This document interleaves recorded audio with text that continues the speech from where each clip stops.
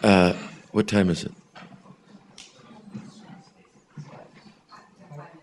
All right.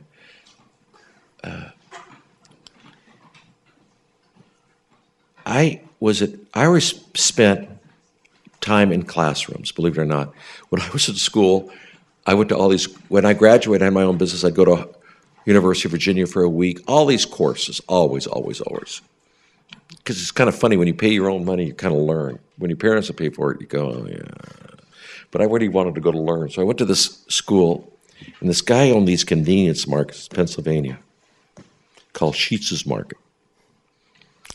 And you know, I like to sleep.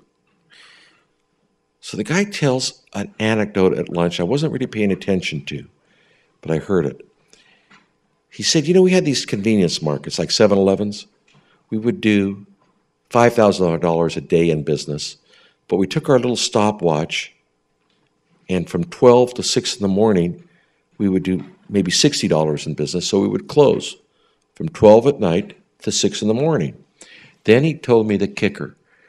He said, for some unexplained reason, our business would drop 50%. I never could understand it. So he says that. 2 days later, I'm sleeping. I wake up like a bat out of hell. And I said, what did this guy tell me?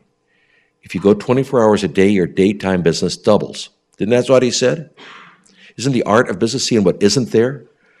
So I'm nagging the field to go 24 hours. Nagging.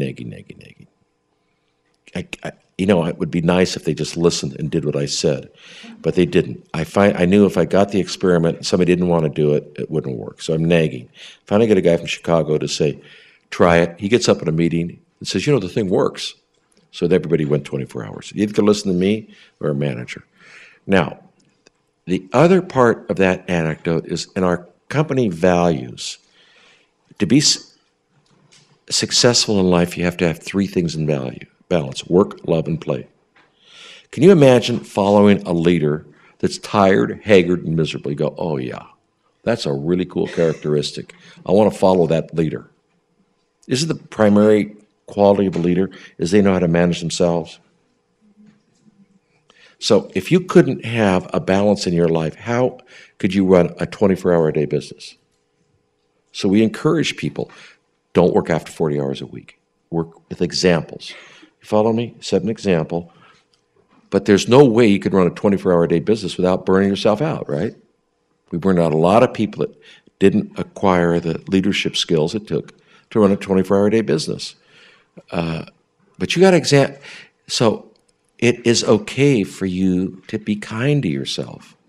It's okay for you to think, hey, I need a little relaxation here. I've been stressed all day.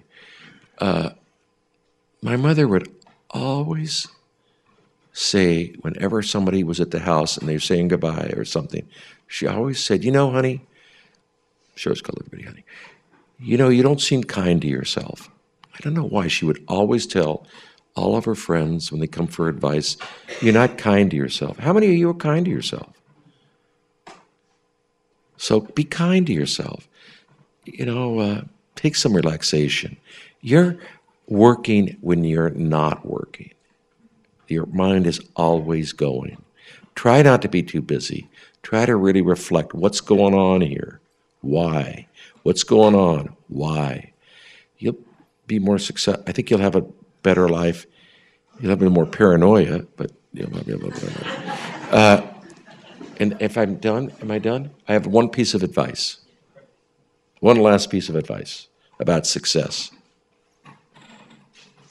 There's only one measure of success in life. You know what that is?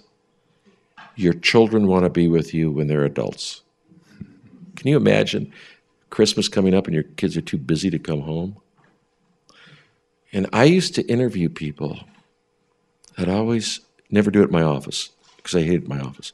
But I'd always take somebody to dinner, and I wanted to make sure they were a little liquored up. Because if in wine there is truth. And I wanted to see how they treated waiters and waitresses. Very important. Also, I wanted to find out if they were kind to their parents or they were thoughtful. if they said for any dysfunctional reason they hated their parents and they would never go home for the holidays, I would X them from the list, just right away. It's not their fault that the parents, they hate, their mother was an alcoholic and beat the hell out of them. I don't care. I'm not going to have to work with you. To our credit, when I left the business, we had very few divorces. And there was something about, I don't know, being kind to your parents that really is important in life. And that's the only last thought is, go tell your parents they're okay. After having those screaming little maniac children, you don't realize how important it is to say thank you to them. Wait till you have your own kids and they drive you out of your mind. You're going to really say thank you to your parents. Well, Paul, on behalf of Santa Barbara City College and the Scheinfeld Center for Entrepreneurship and Innovation, thank you kindly for coming here tonight and sharing your wonderful story and wisdom with us. Thank you very, very much.